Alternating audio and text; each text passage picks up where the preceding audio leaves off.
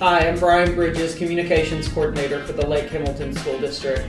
I'm sitting here with our Lake Hamilton School District Head Nurse, Miss Gina Oseguera, and we're going to be talking about ways that we can prevent, hopefully, the spread of the flu virus.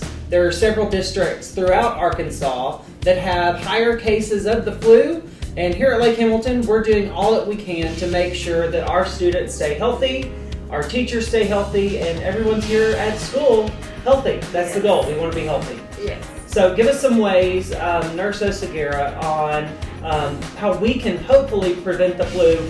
We've talked about the number one way, and this should be easy for everyone, but it's something we sometimes forget. The number one way actually is to get your flu shot. I would say, and hand washing is another way to prevent the spread of the flu. Wash your hands after touching, before you eat, after touching keyboards or doorknobs, or going in and out of the bathroom. Always wash your hands at least for 20 to 30 seconds with warm water, warm soapy water, and dry them really well. Another way is covering your cough. You want to prevent those droplets from spreading. Also, staying home if you have fever, or not feeling well, if you're achy, having chills, headache, runny nose, cough, all those signs and symptoms, and just not feeling well, you need to stay home.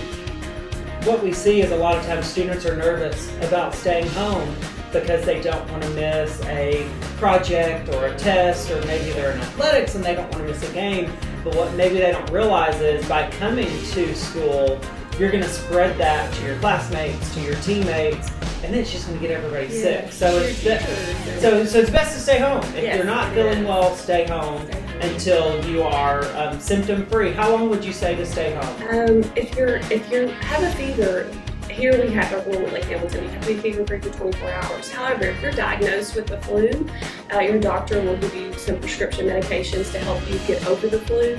But usually they're saying if you were diagnosed with the flu, to stay home 5 to 7 days until those symptoms subside and you're not contagious and you don't spread it to other people. That's great advice. Now, you said covering your cough and your sneezes. Yes. You see tons of people using their hands, covering their mouth, and then it's all over their hands. What's the best way to cover a cough? I know there's different techniques out here. What's the best way? The best way to cover a cough is you cough into your elbow, like this. Never cough into your hands, because then you touch things, and then you come along, you touch the table that I've coughed on, and then you touch your eyes, or your nose, your mouth, and then that's how you're infected with the virus, whether it be a cold or the flu or whatever it is. But always cover your coughing into your elbow.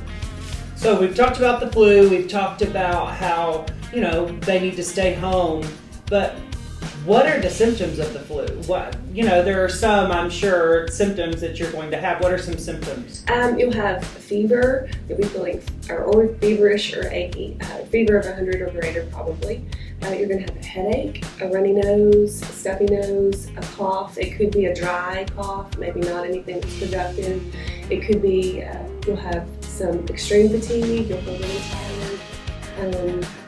And some children may have nausea and vomiting and diarrhea. Those are some symptoms.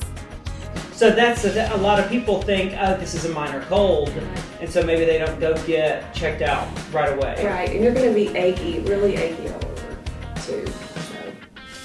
We talked about this earlier before we started filming, but getting rest, especially you're here at the junior high, you see lots of kids that don't get enough rest at night. They do not. This time of year, how important is it for parents to make sure that these students are getting the appropriate hours of sleep at night? Very important. These kids, they're exhausted, they're tired, they play sports, they have, their workload is heavy, their homework is heavy. So, and then when you don't feel well and you have the flu, they need at least 8 hours or more of sleep a night, not go to bed at 10 or 11 and get up at 6. They need to be in bed, fairly early to get some rest, especially when you have the flu or you feel bad. You need 8 hours or more rest a night. 8 hours. That's the goal. Okay, very good. We all do.